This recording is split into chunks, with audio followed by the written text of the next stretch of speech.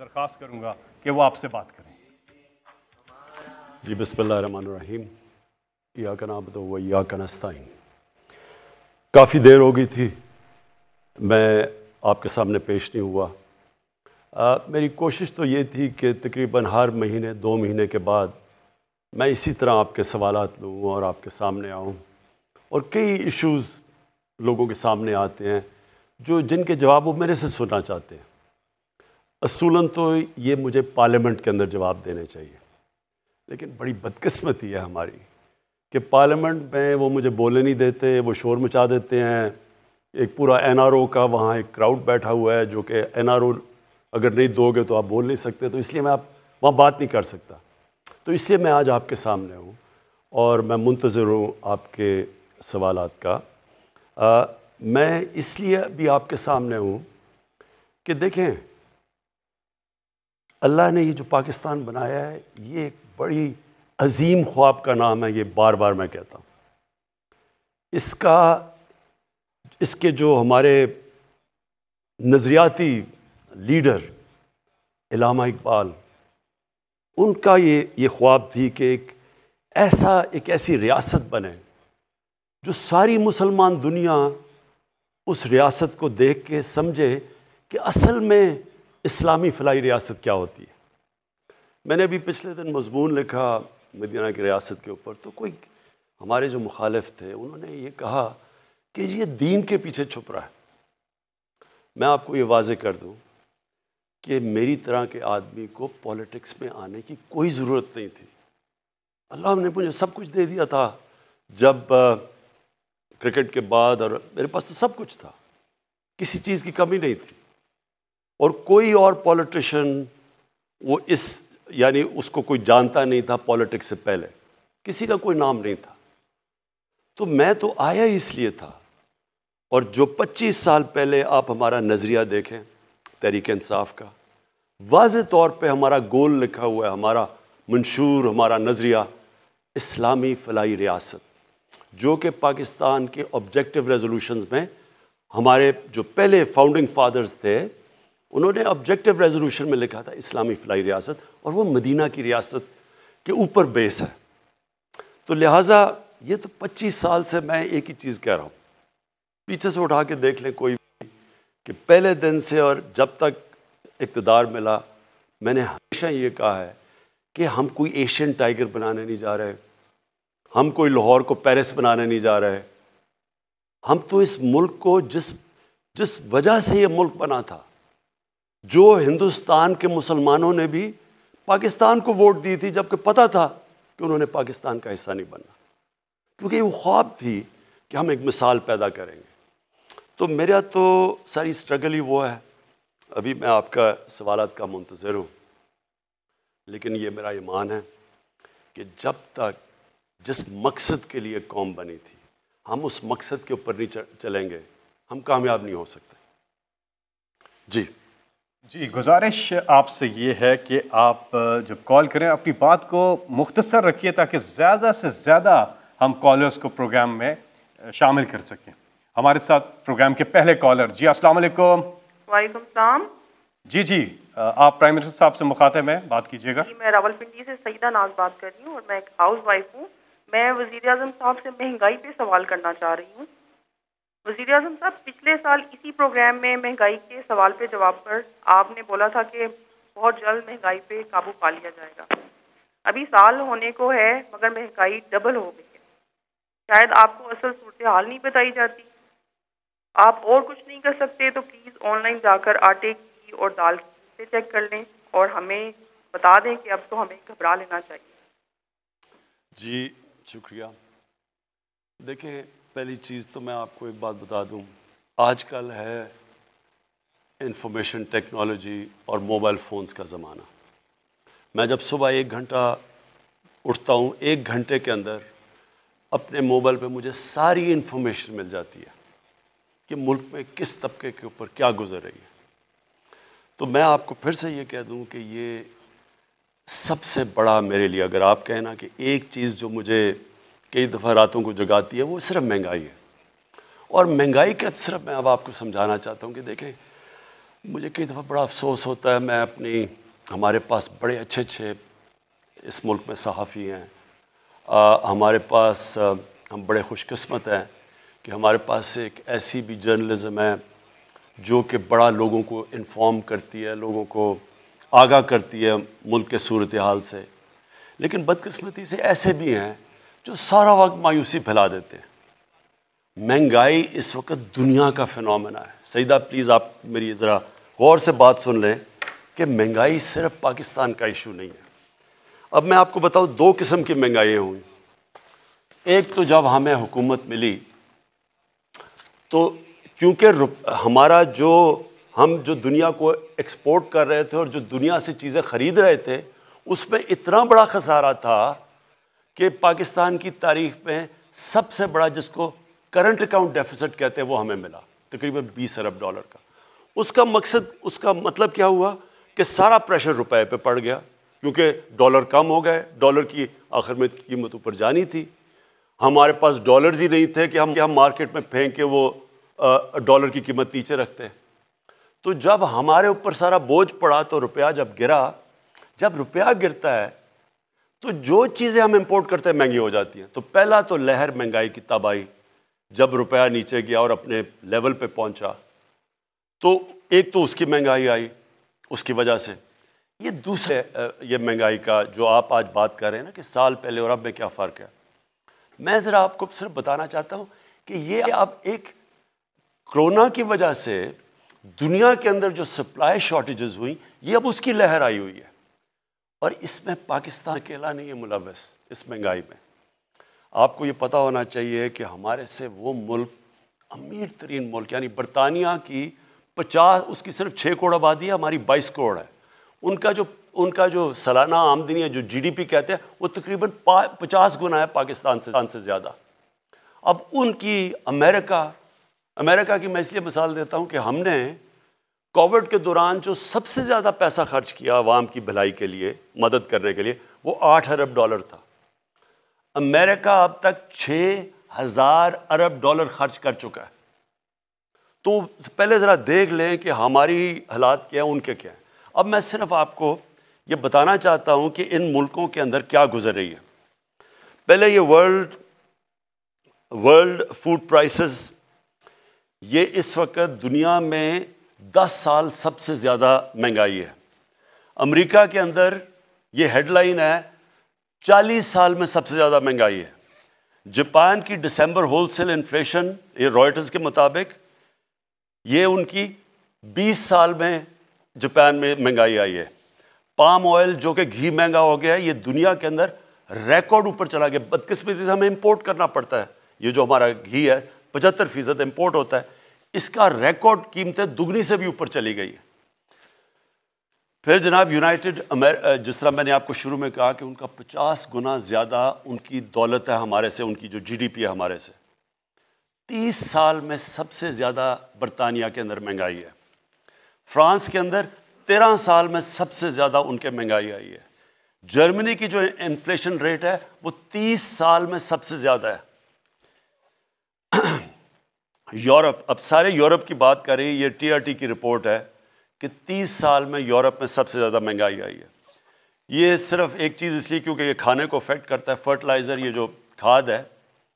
اس وقت دنیا میں وہ خوف یہ آ گیا کہ کھاد کی کیونکہ کمی ہوئی ہے دنیا میں، اور کیونکہ گیس کم ہو گئی ہے، گیس کی قیمتیں اوپر چلی گئی ہیں، گیس سے کھاد بنتی ہے، کھاد کی کمی ہو گئی ہے. یہ برگ کہہ رہا ہے جو کہ وہ جو میگزین دنیا میں، ساری دنیا میں اکانومیز کے اوپر لکھتی ہے، وہ بلومبرگ کہہ رہا ہے کہ یہ جو گیس کرائسس ہے اس سے آگے کھانے کا بھی کرائسس، یعنی آگے وہ کہہ رہا ہے کیونکہ کھاد کم استعمال ہوئی اور دنیا میں کم ہے تو اس سے کھانا بھی افیکٹ ہوگا.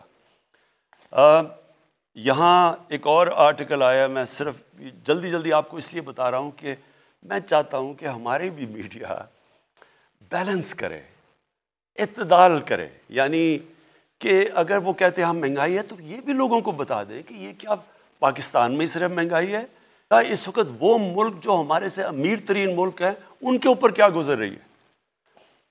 یہاں کینیڈا کا ذرا سن لیں.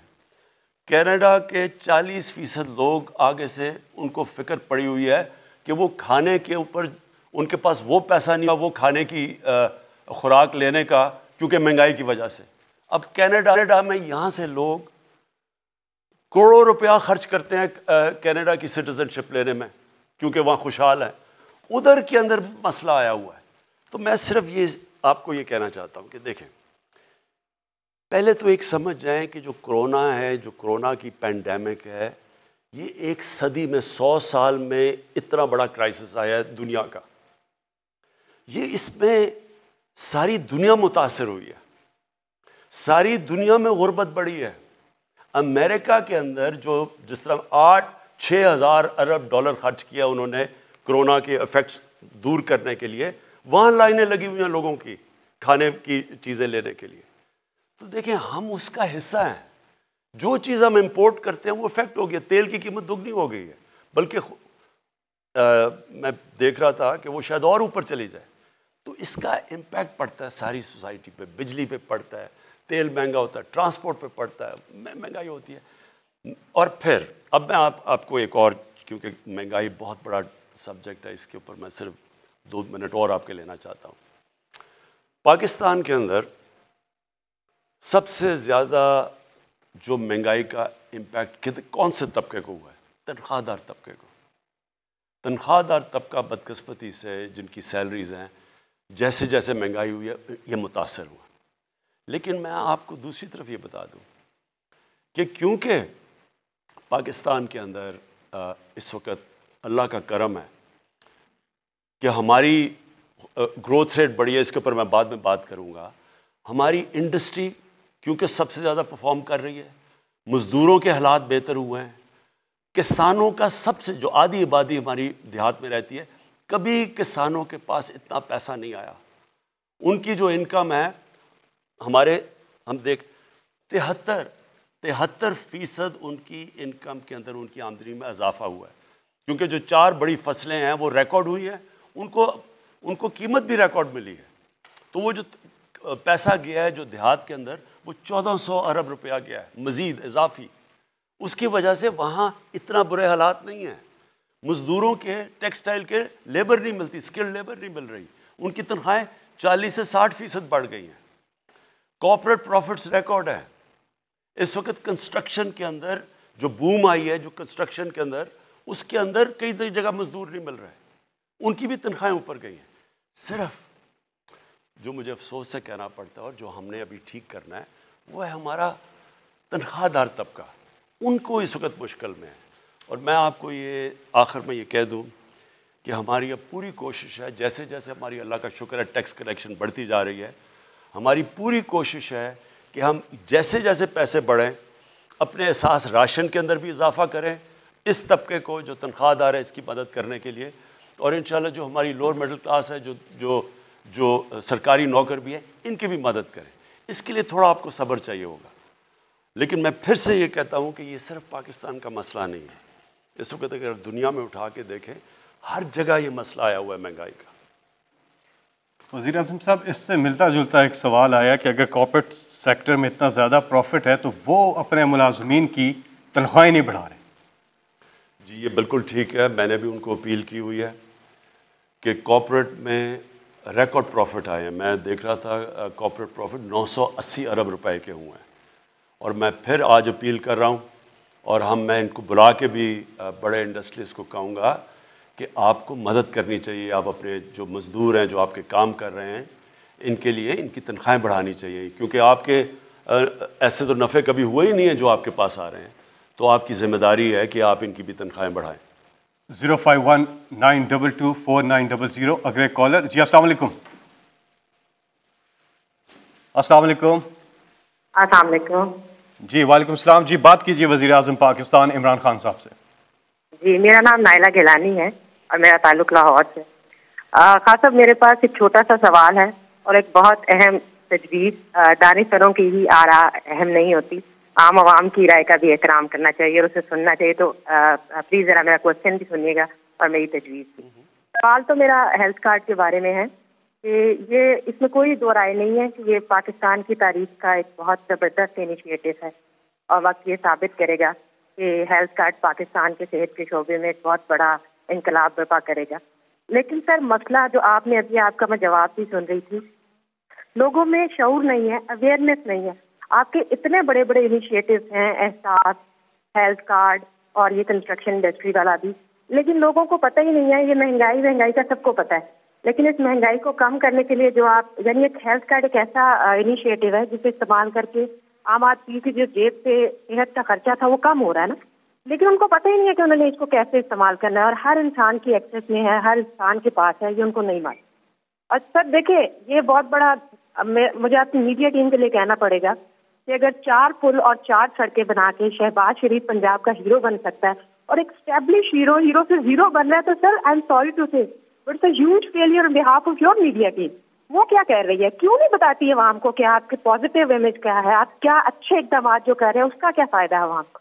عوام کیوں پی ٹی آئی کی گورنمنٹ کو گالیاں دے رہی ہے؟ جی شکریہ. دیکھیں, ایک میرا ایمان ہے کہ تھوڑی دیر کے لیے آپ سب کو پاگل بنا سکتے ہیں اور زیادہ دیر کے لیے صرف تھوڑے سے لوگوں کو آپ پاگل بنا سکتے ہیں, لیکن سارا وقت اب سب کو پاگل نہیں بنا سکتے. ہوا یہ ہے کہ جب سے ہماری حکومت آئی ہے 4 کرائسس ہمارے سامنے آئے ہیں. سب سے بڑا کرائسس کہ پاکستان بینکرپٹ تھا, ہمارے پاس پیسے نہیں تھے, باہر کی جو ہم نے قرضے لیے ہوئے تھے ان کی قسطیں وہ ادا کرنے کے لیے. ہمارے سب سے کم جو ریزروز آپ کے ہوتے ہیں نا, فورن ایکسچینج ڈالر ریزروز, وہ سب سے کم تھے. اور وہ اتنے نہیں تھے کہ ہم اپنی اوبلیگیشن جو باہر ہم نے جو قرضے لیے ہوئے تھے یا جو قسطیں دینی تھی, ہمارے پاس وہ نہیں تھے, ڈیفالٹ کے قریب تھے. دوسری چیز, ہمارا جو خسارہ تھا فسکل ڈیفیسٹ, وہ بھی تاریخی تھا. پھر بجلی کے آخری سال صرف بجلی کی جو سرکولر ڈیٹ تھی, یعنی جو بجلی کا وہ 480 ارب روپیہ تھا. سو یہ ساری چیزیں ہمیں ملیں اور وہ شروع کا صرف اور صرف جو ہمارا وقت تھا کہ ملک کو سٹیبلائز کریں, کسی طرح کہ بالکل ہی ملک بیٹھ نہ جائے, وہ ہم نے کیا کامیابی سے. اور پھر کرونا آ گیا, اور وہ آپ کے سامنے ہے کرونا. وہ پھر سے میں ریپیٹ کرتا ہوں, 100 سال میں یہ سب سے بڑا دنیا کا کرائسس جس کو پینڈیمک کہتے ہیں, یہ دنیا کا 100 سال میں سب سے بڑا کرائسس آیا. اس کے بعد یہ آ گیا ویو, یہ جو میں ابھی بات کر رہا ہوں, یہ دنیا میں جو مہنگائی آئی ہے, یہ کرونا کی وجہ سے سپلائی شارٹیجز ہوئی, یعنی کہ چیزیں بند ہو گئیں دنیا میں. جب چیزوں کی کمی ہوئی, وہ چیزوں کی قیمتیں اوپر چلی گئیں. تو یہ جو میں آج ساری دنیا میں مہنگائی آئی ہوئی ہے, آپ قزاقستان میں وہ پبلک سڑکوں کے اوپر آ گئی, ہر جگہ سیریل, یعنی دنیا کے اندر یہ مشکل پڑی ہوئی ہے. تو وہ ہمارے اوپر آ گیا, یہ جو امپورٹڈ انفلیشن کہیں, جو مہنگائی ہے. اور پھر افغانستان کا مسئلہ آ گیا. افغانستان کا کیا ہوا, جیسے جب جو وہ چینج آئی گورنمنٹ کی, تو لوگوں نے اس خوف میں کہ حکومت وہاں کیونکہ ایڈ کے اوپر چلتی تھی, 70% ایڈ آتی تھی, تو نئی حکومت ان کو اس خوف سے کہ گورنمنٹ شاید بیٹھ نہ جائے, انہوں نے ڈالر خریدنے شروع کر دیے, اور پاکستان سے ڈالر افغانستان جانے شروع ہو گئے, جس سے ہمارے روپے پہ پریشر پڑ گیا. تو یہ 4 کرائسس بڑے, جو کہ کسی حکومت کو اتنے بڑے کرائسس نہیں ملے, اور یہ 3 سالوں میں. تو اس کے باوجود میں پہلے تو یہ کہہ دوں کہ میں اپنی گورنمنٹ کو, اپنی ٹیم کو, NCOC میں جو ہماری ٹیم تھی, بلکہ ساری گورنمنٹ نے مل کے, اس میں سارے ادارے مل کے کیا گیا. ہمارے ہیلتھ ڈپارٹمنٹ تھی, ہماری فوج تھی, ہمارے ساری منسٹریز, صوبے, سب نے مل کے. جو لوگ کہتے ہیں نا جی کہ پاکستان کی گورنمنٹ بڑی نااہل ہے, ہمیں تو یہ کہا نا نااہل ہے.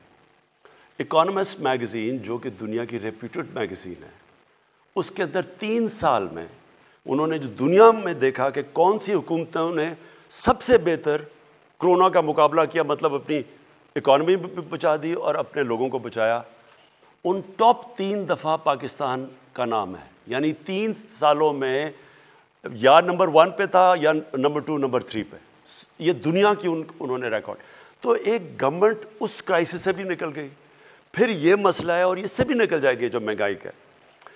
جو ہیلتھ کارڈ پہ میں آپ کو کہوں, دیکھیں ہیلتھ کارڈ یہ میرا انیشیٹو تھا. میں اب سے نہیں, کیونکہ شوکت خانم جب میں نے بنایا تو میرا یہ مقصد تھا کہ کینسر سب سے مہنگا علاج ہے، تو اگر ہم میری طرح کے لوگ جب اس وقت آج سے تقریباً 35 سال پہلے جب میری والدہ کو کینسر ہوئی تو تب تو ہاسپٹل نہیں تھا، تو میں نے سوچا کہ میری فیملی کے لیے اتنا مشکل ہے، میں تو اپنی والدہ کو باہر بھی گیا علاج کروانے، تو عام آدمی کا کیا بنتا ہے کیونکہ بہت مہنگا علاج ہے۔ تب سے میں نے شوکت خانم کا سوچا، جو آج اللہ کا کرم ہے، یہ 2 ہاسپٹل جو بن گئے، تیسرا بننے جا رہا ہے، یہ دنیا میں واحد ہے پرائیویٹ کینسر ہاسپٹلز ہیں جس میں 70% مریضوں کا مفت علاج ہوتا ہے۔